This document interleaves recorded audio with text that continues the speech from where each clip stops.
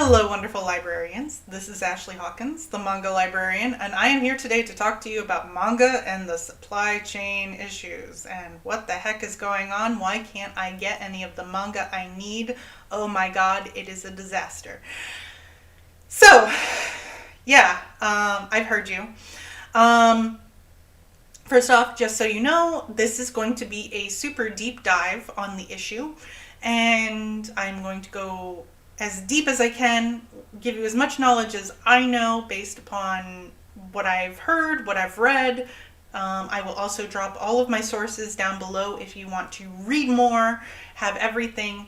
This is all compiled from a lot of reading, a lot of stuff because I, just like you, have been, I've been frustrated, like what's going on, and so I did a lot of research, and so yeah, let's talk about it.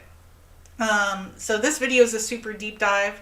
If all you want are little digestible chunks of information, you just want the sort of Cliff's Notes, I will be releasing a series of TikToks that will put this into more digestible bullet points. And you can use one or both or whatever best serves your needs. But if you really want all the information, you really need to know what's going on, this is the video for you. Okay, so the supply chain issues. Yeah, so you've put in your book order, like me, in September because you heard there's supply chain issues. You should get your book order in. And you're like, okay, cool, yes, do it.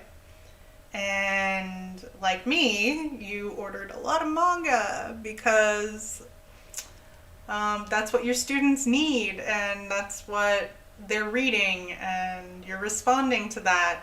And you get the invoice back and it tells you just flat out, yeah, you're not getting that.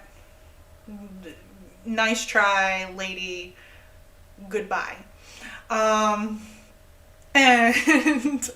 that is what led me to try and find out more. And the thing is, this can feel like very confusing, and there's a lot of information because there's a lot of moving parts to the supply chain. So I'm going to try and explain it because this issue actually starts. We talk about it in relation to the pandemic, but it starts before the pandemic. So let's go before the pandemic, in the before times, and talk about why paper is such a problem in publishing. So once upon a time, there were many paper mills, and the paper mill's primary job was to provide paper for printing books. And it was a beautiful time, and that was their main priority, and there was a beautiful relationship, and books would get printed super easily, and everybody was happy. And then things shifted. There was a major cultural shift in terms of plastic. We as a global society decided that plastic is not really what we should be using. And there are very valid reasons for us to not be using plastic as much as we were previously. And so paper products became in demand in places outside of publishing, and other typical places where you would need paper, like greeting cards, stationery, things like that. More consumer goods needed paper. They needed paper packaging. Fast food restaurants switched from plastic to paper. So from plastic cups to paper cups. Even straws have gone from plastic to paper, which is a whole other thing. We won't talk about that. There has been a general shift from using plastic to paper for single-use products. And so for the paper mills, which already were in a bit of decline, Um, Many paper mills had closed in about 2018, 2019, and that meant that there are just certain paper mills. The majority of paper mills, by the way, in the United that are used in North America are actually in Canada. Um, so there is some border shifting that needs to happen for paper for North American printing. Um, so, but we'll talk a little bit about manga. Manga's a little different. But anyway, um, many paper mills across the world quickly realized that publishing was no longer the most profitable place for them to sell paper to. Didn't mean that they stopped selling paper to publishers, but they didn't prioritize them the way they used to. So the turnover time for paper, which was needed for publishing, increased. So the amount of time that it would take to get paper became longer. And also, the paper that is needed for publishing is a higher quality paper than you need for mass market consumer single use products. So it requires more processing and things and work. So we have, so there's kind of a slowdown in terms of how quickly books can be printed, because you have to wait for the paper. You cannot print books without paper. And so you have to wait for paper to be available in order to print your book. For major publishers, this was a bit of a ding. It hurt a little bit. For smaller publishers, this was becoming more and more of a big deal already, pre-pandemic. So we have this issue of paper. And then we have the issue that manga does not come from the United States. Manga is not printed in the United States. Most graphic novels are not printed in the United States. They are printed internationally because it is cheaper to print internationally. Most of what's printed here in North America is your prose fiction. Anything that is just text on paper, that tends to be printed here because it's very easy to do. So your YA novels, that's why you're able to get your YA novels with relative ease. It's not as quick as you used to get them, but you're getting them, right? They're still coming out. You do find that bestsellers might be a little difficult. You might have to search a little bit. You might have to do a little bit of work. If you didn't do a pre-order, you might have to wait a little bit, but you'll get it, right?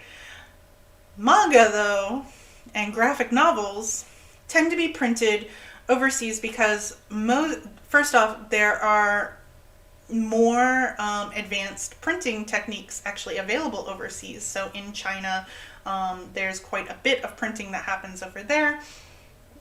So the majority of manga printing happens in China. And same with graphic novels, and anything that's color usually has to be printed overseas. And it is cheaper to print overseas, but then you also have to equate in shipping time. And add in that China is also experiencing paper shortages. And then you have shipping. And so there's already like this bloat of time. And then COVID happens. And a lot of factors now come into play. So first off, there are various shutdowns because of COVID that happened and actually still continue to happen. So there are shutdowns at factories, there are shutdowns at ports based on COVID outbreaks. And the first country to be hit with a COVID outbreak was China. So already things start to kind of have issues there. And then we have that issue. We then have the difficulty in getting workers. You've probably heard this. There's difficulty in getting people working particular jobs. There's a lot of theories that are out there for it, but we also have to recognize that a large portion of the population, we have a percentage of the population that died during COVID. I don't know, maybe that has some factor. And we have worker shortages in Asia. We have factory and port shutdowns. We then have, on our side, similar things happening. We have port shutdowns on our side. We also have a trucker shortage in the United States. We don't have enough trucks to transport things. So what happens at the ports, between the shutdowns and the shortages of trucks, things get backed up. And that means that ships that are out in the Pacific cannot dock in order to offload their cargo because there's nobody to take cargo from the ships that are already there. So there's a backup that happens. And also, if the port gets shut down because of a COVID outbreak or whatever, or various issues relating to COVID border shutdowns and all sorts of like political stuff that's going on, there can be all sorts of reasons.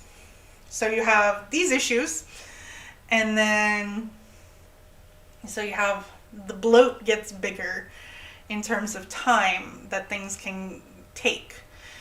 And then you probably saw on the news earlier this year when that giant shipping boat got stuck. And when that giant shipping boat got stuck, it really threw a wrench in things, because the supply chain is something that is all about timing, right? You need various things to work in perfect harmony.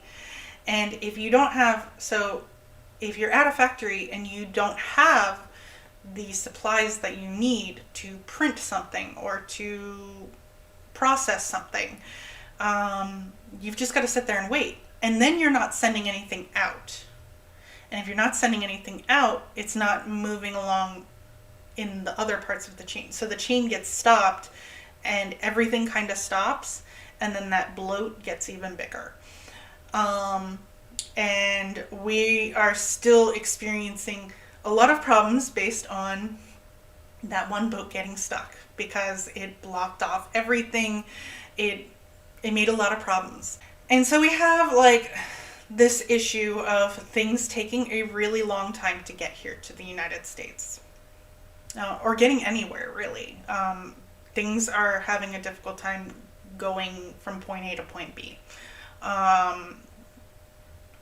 Just a lot of shipping difficulties based on all of these broken parts of the supply chain, based on what I've just told you. Not enough supply.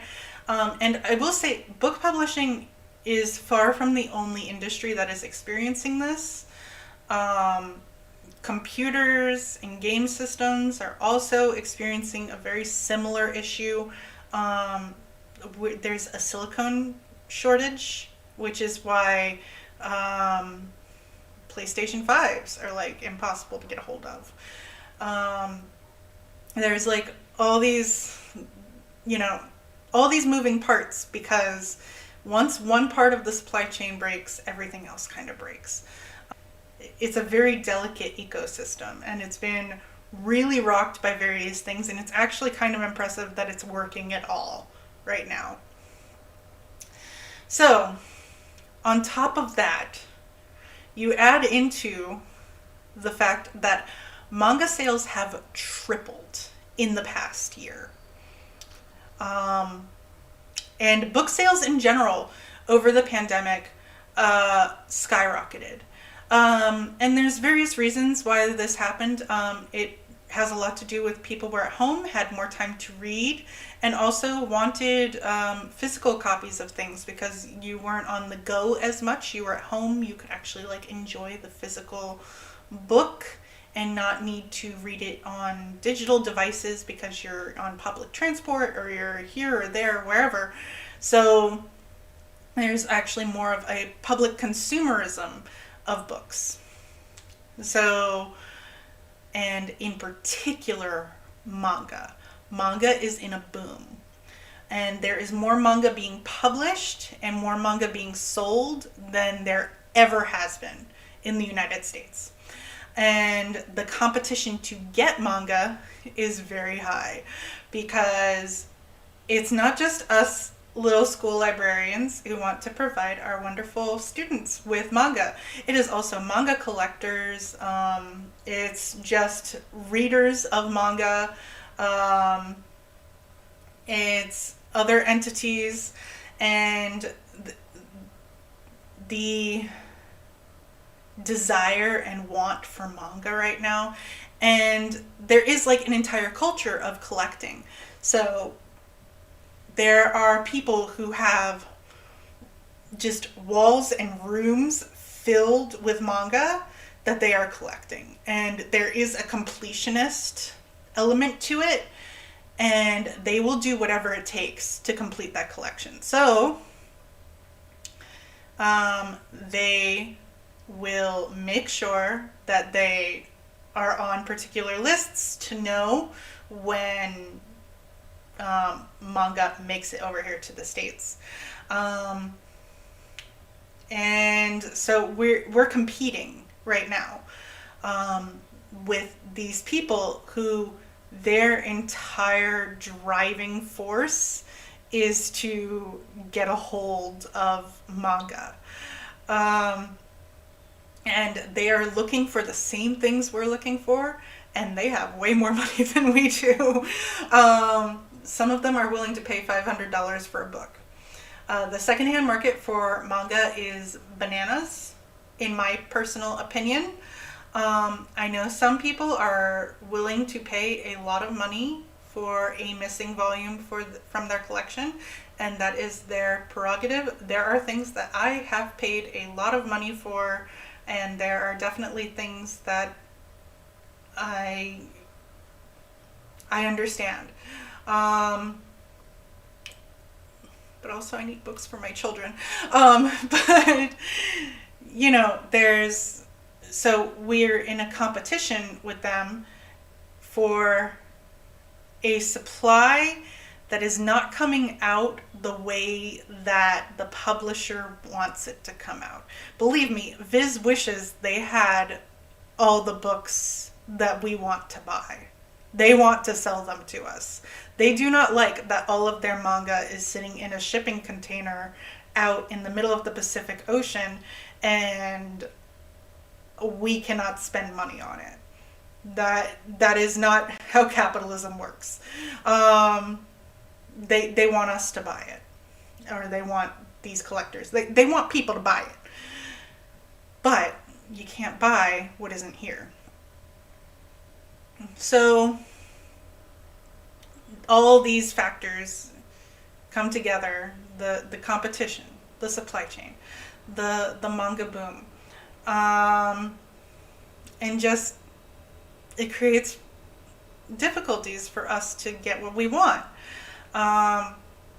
And you know, we're buying books through library book providers, and they have to compete with major retailers to get a piece of what is being brought in. And they are selling to us usually at a particular discount when it comes to print. And so, you know, they've got to compete with Amazon. They've got to compete with all these other Barnes and Noble. Some things that I do to try and keep things up. I am very lucky that I knew a lot about manga before the boom, and I bought a lot of manga before the boom. So I have a decent collection. It is not what I want it to be. There are definitely titles I feel like are missing, and I can always have more manga. I can always have more books. My book collection is actually really small. I have a lot of empty shelves in my library because I just started it a few years ago, and I started it right before the pandemic hit. So I can always use more books in general. First off, I stock thrift stores to just see if this hasn't been as successful lately, but in the past I have found some stuff that like people just kind of donate their thrift stores and I grab real quick.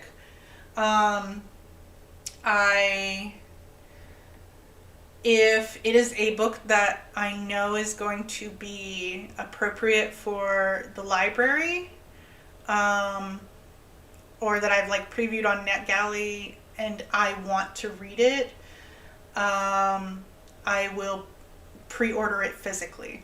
For the most part, I read my manga digitally, but what I do is my digital manga is my adult manga. So it's like my manga for grown-ups is through Bookwalker, and then any manga that is going to be appropriate for my students, I will pre-order in physical format, read it just to double check and make sure, and also because I wanted it anyway, and then I will enter it into the collection after it's done. So I will do pre-orders of new titles.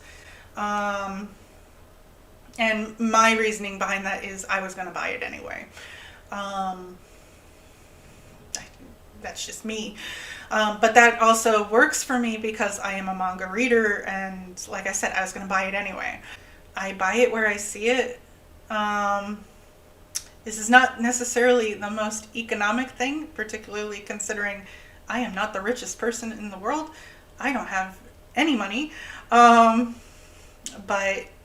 I do what I have to make sure that my students have access to what it is they need, because that's very important to me.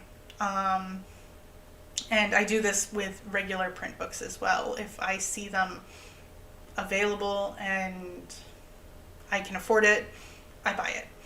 I work a little extra.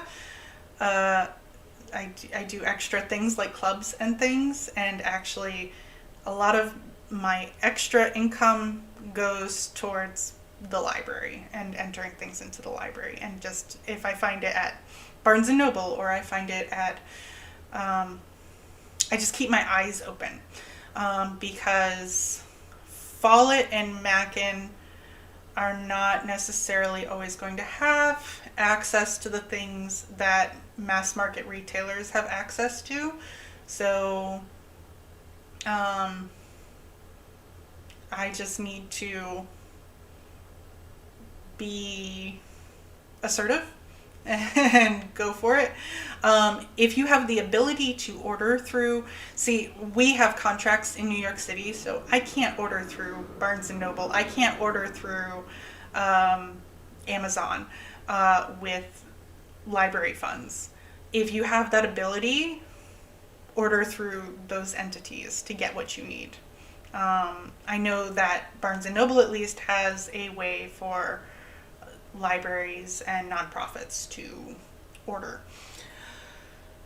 And yeah, that's kind of the best I can offer. I know it's not easy. And I wish there were solutions. Just keep your eyes open. One thing that I do is if there's something that I really, really need, if it's a gap in a series that's super popular, I will put it on my wish list on Right Stuff, and you can actually put in to have a notification by email when it comes into stock on Right Stuff, and that is very helpful for me. Right Stuff also is very great about their shipping, and you can actually get a membership where you get discounts. So that's also something. And you can also keep an eye on things with Barnes & Noble. Amazon, I try to use Amazon as little as possible, but we do have an Amazon wish list. But I find that their shipping can be pretty abusive to books. So, and with manga, sometimes the sellers are kind of shady lately. I don't know if anybody else has noticed this. There's some selling. There's some stuff going on that's kind of shady. I don't know. But that's where I will leave you for today. I hope this gives you some clarity, and I will see you in the next one.